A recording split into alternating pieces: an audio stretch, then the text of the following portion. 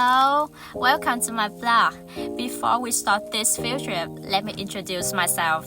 My name is Đoàn Quốc and I'm currently in my second year at the Department of Foreign Languages at Saigon University. My major is English Linguistics. This year, I had the opportunity to explore the southwest region of Vietnam. In this blog, I will share my experiences over 5 days in this fascinating place. Have you enjoyed it? To start the day with energy, we stopped at a Mekong restaurant for breakfast. I had hủ tiếu Mỹ Tho and I have to say it was quite good. After having breakfast, we are going to the first destination. Our first destination was the ancient house of Huỳnh Thủy Lệ in Sa Đéc. This house is a fascinating mix of Eastern and Western architectural style, and its interior is decorated in the traditional Chinese style. But what makes it even more special is its connection to the famous novel The Lover. Standing in the same place where this love story began made me feel like I was stepping into history. After exploring the house, we had lunch at Dong Xuyên restaurant. The food was simple but comforting. It felt like a proper home-cooked meal. Our next stop was Miếu Bà Chúa Xứ, or Lady of the Realm Temple, one of the most sacred places in Châu Đốc. The atmosphere here was a mix of devotion, history, and a sense of mystery. The temple architecture is stunning when seen from above, resembling the Chinese calendar work. The display room filled with offerings, from gold jewelry to elaborate fabrics, really show how much faith people have in Bà Chúa Xứ. After visiting Lady of the Realm Temple, we move on to Thoại Ngọc Hầu Mausoleum. The mausoleum complex also includes the brutal side of Thoại Ngọc Hầu. To the left of his tomb rests his primary wife, Châu Thị Tế, while to the right lies his secondary wife, Trương Thị Miệt. Inside, the temple dedicated to Thoại Ngọc Hầu and various deities. Our final stop of the day was Tây An Pagoda, which stands out because of its mix of Vietnamese and Indian architectural styles. It's easy to see why this pagoda is recognized as an architectural and artistic monument. The atmosphere here was calm, making it a great place to reflect after a long day of travel. Every year, on the trail of the 8th lunar month, thousands of monks and worshippers gather here to pray. I can only imagine how grand and lively the festival must be.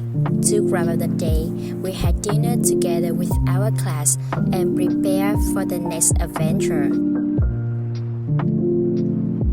I start the second day with the buffet breakfast. It's quite delicious. And at 7 o'clock, I and my class moved to the next destination. Today's highlight was Jesuit Casual Forest, a place I'd heard a lot about but never visited before. The first thing that struck me was how incredible green and peaceful it was. If you love nature, this place is a dream. Taking a boat through the flooded forest was such a unique experience. The water surface was covered with rainwater hyacinth, and as we moved deeper into the forest, we saw different birds resting on the trees. Oh my god, it's so sunny. The landscape is so beautiful. It's so healing. I can see a plenty of plants out here. I know the name of the plants is lotus and water spinach. First time I have joined this activity like this. The air and the atmosphere is here is so fresh, so I feel it's healing and relaxed. Now I can see a plenty of lotus. It's so beautiful. After visiting Casual Forest by boat, we are going to the next place in Gia Sư. My God, it's so sunny, and I see the rivers with the sunny. So now we are on the Tap Rang, and I cannot translate it in English. It's like a big canoe. Do you see the landscape at here? It's like a lovely dream. They give me a cup of honey bee, and they told me I can try this free. It's so sweet, and I feel some beer in it. And this is the longest bamboo bridge in Gem Forest. They took for me a picture. After the journey in Jesu Casuarbutt Forest, we went back to hotel to grab lunch and check in for my room. Afternoon, we visit Thôn Văn Stone Cave. This is a 50-meter limestone. Visitors must climb over 50 stone steps to enter the cave. Inside, you can see a little pagoda called Thiên Sơn. It is dedicated to Sakyamuni Buddha. The cave is also linked to the famous legend of Thạch Sanh, where he found the eagle to save Princess Quỳnh Nga. Looking up at the natural skylight, I could easily imagine how the story played out here. We say goodbye to Thôn Văn Stone Cave. Today we arrived at the border passing to Cambodia, which is near the previous location. After that, we arrived at the last destination on my second day being Mũi Né Beach. I changed my outfits to join in the team building activities with my class. Our team finished in second place, which wasn't bad, but more than the competition, I loved the energy and teamwork, and I love my class so much. And the first sightseeing on Thursday is the Magu Mausoleum. Located on Bình Sang Mountain, the mausoleum overlooks Hà Tiên and the Gulf of Thailand. It features multiple tombs, including Magu's stone-built grave, surrounded by warrior and official status. The site had over 60 ancient tombs divided into 4 sections for rulers, wives, officials, and family members. Magu's tomb at the highest point follows feng shui principles with its back to the mountain and a view of the sea. Goodbye Hà Tiên and moved on to Rạch Giá. And here we visited the Nguyễn Trung Trực Temple. It was built in the 19th century, honors the national hero who fought against French colonial forces. Its architecture blends traditional and modern styles. Beyond its architecture, the temple showcases varied cultural symbols representing local heritage, include the stated and relief depicting Nguyễn Trung Trực as a national hero, traditional Vietnamese motifs such as dragons, unicorns, and turtles. After that, I spent the whole afternoon to go to Cà Mau. The fourth day started with buffet breakfast. We wore department uniform. It's quite like wedding clothes. Now I am standing at the end of Ho Chi Minh Road.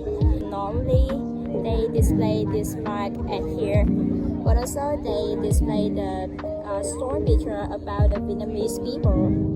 It's behind me, and this is the sea behind the mark. Do you see the color of the sea? Is different from other sea because it contains alluvial soil. Okay, đất phù sa. Now we are going to the Cà Mau National Park.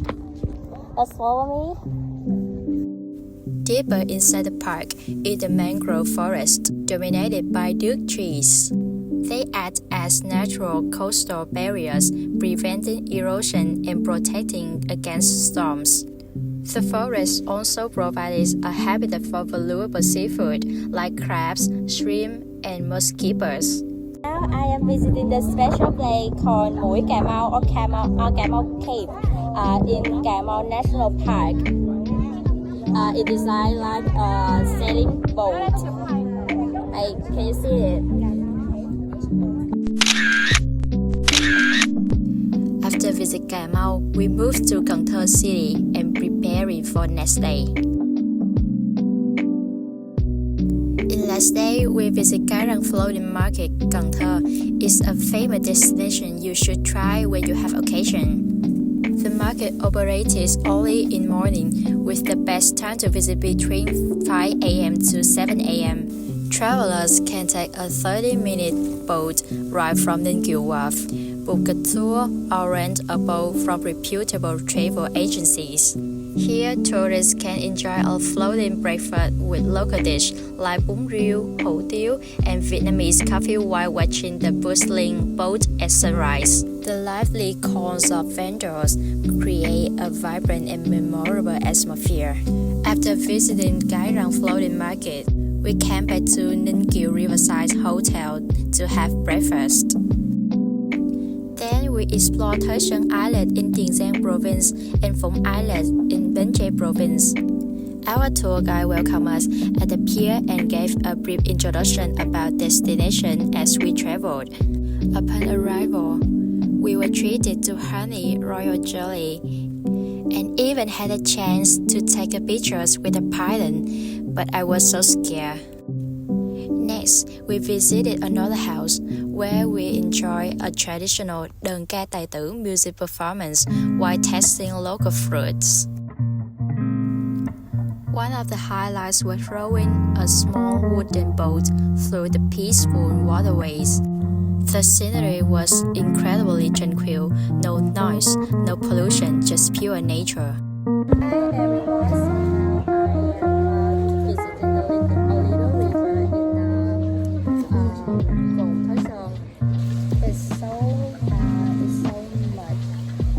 water coconut surround me, and it's create a shadow to make me feel healed and feel very relaxed. Hi everybody. Hi. Finally, no visit will be complete without stopping by a coconut candy workshop, indulging in coconut ice cream, and sipping on fresh coconut water, true specialties of the Mekong Delta.